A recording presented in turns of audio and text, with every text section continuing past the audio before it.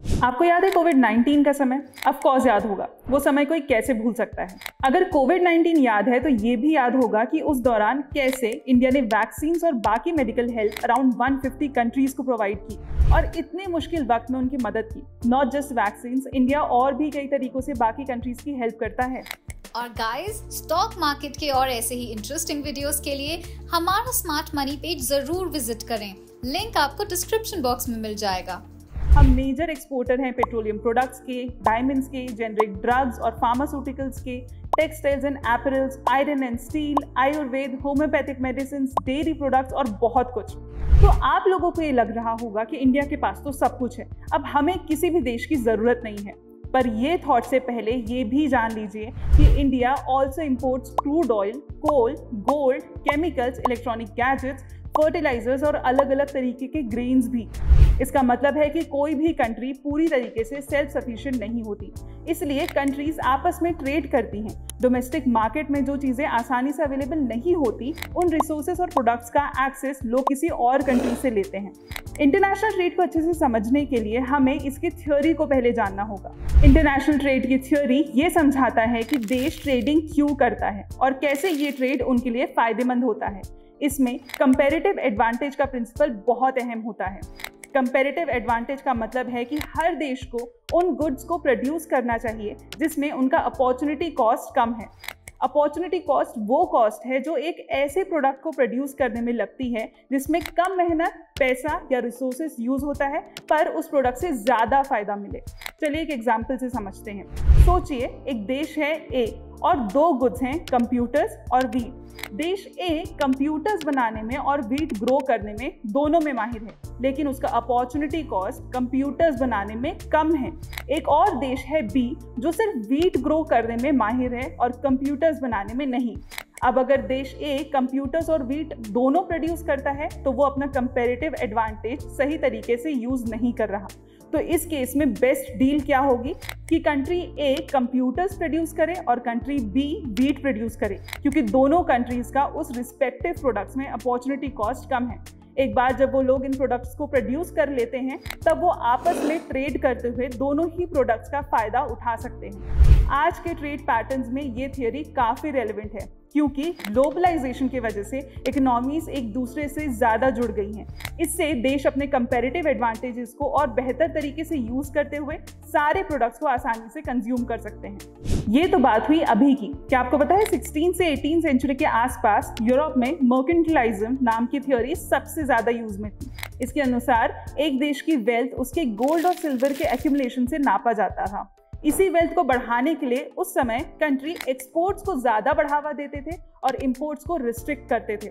Exports को boost और import को लिमिट करने के लिए कई मर्केंटाइलिस्ट पॉलिसीज यूज होती थी, जैसे टैरिफ्स, सब्सिडीज और कई सारे रिस्ट्रिक्शंस। लेकिन ये सब ज़्यादा समय तक नहीं चला और 18th सेंचुरी में लोग फ्री ट्रेड की इंपॉर्टेंस समझने लगे। वो समझ चुके थे कि फ्री ट्रेड कैसे सबको मदद कर सकता है।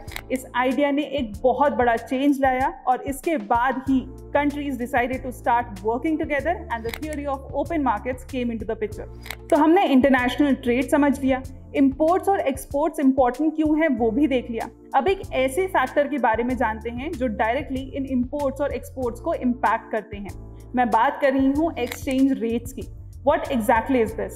एक्सचेंज रेट का मतलब होता है करेंसी कन्वर्जन रेट। ये रेट बताता है कि एक देश की करेंसी दूसरे देश की करेंसी के कंपैरिजन में कितनी ताकतवर है। जैसे कि अगर $1 की कीमत 83 रुपीज है तो एक्सचेंज रेट होगा $1 इज इक्वल टू 83 रुपीज। इसे ऐसे समझिए, इमेजिन आपको एक पाई खरीदना है जिसकी कीमत है $1। तो अगर डॉलर्स में आप वो पाई खरीदेंगे तो आपको देना होगा $1, लेकिन अगर रुपीज में खरीदने जाओगे तो आपको देने होंगे आज के रेट के हिसाब से पूरे 83 रुपीज। तो हमारे 83 रुपीज को बीट करता है उनका सिर्फ $1।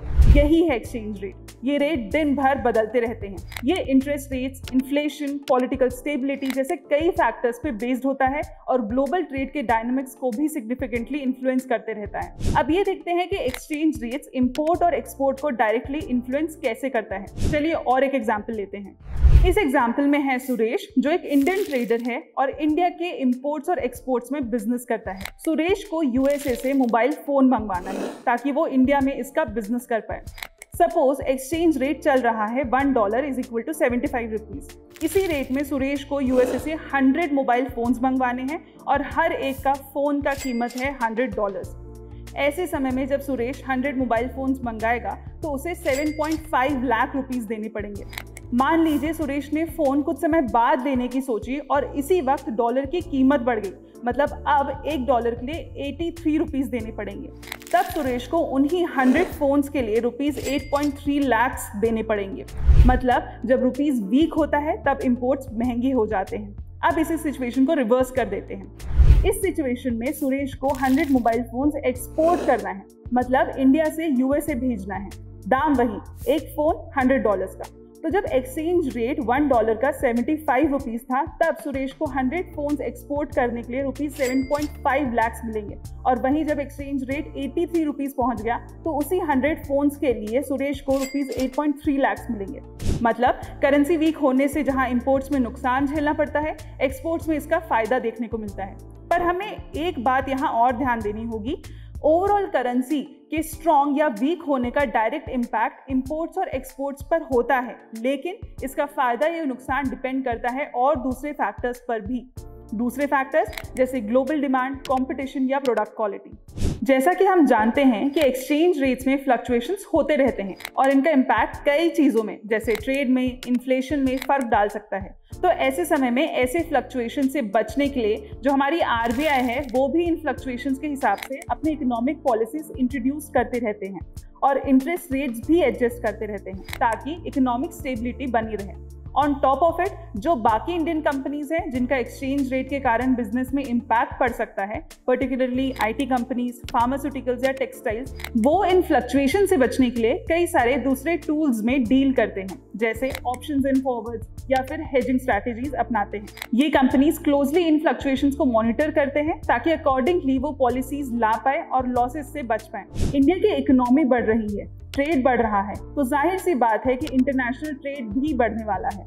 और इस ग्लोबल ट्रेड में हमारे इंडिया जैसे इमर्जिंग मार्केट्स की प्लेयर्स हैं, उनके फास्ट ग्रोइंग इकोनॉमी और ग्रोइंग नंबर ऑफ कंज्यूमर्स के कारण। इन इमर्जिंग मार्केट्स के करेंसीज भी एक मेजर रोल प्ले करेंगे एक्सचेंज रेट्स शेप करने में और global flow of money decide करने में। जैसे जैसे मार्केट्स और डेवलप होने वाले हैं, इन्वेस्टर्स और बिजनेसेस के लिए ये इंपॉर्टेंट हो जाएगा इन एक्सचेंज रेट्स और ट्रेड पे नजर रखना ताकि वो एक इन्फॉर्म्ड डिसीजंस ले सकें। सो आई होप आपको ये कंसेप्ट इस वीडियो से अच्छे से समझ आ गया होगा। Investments in securities market are subject to market risks. Read all the related documents carefully before investing.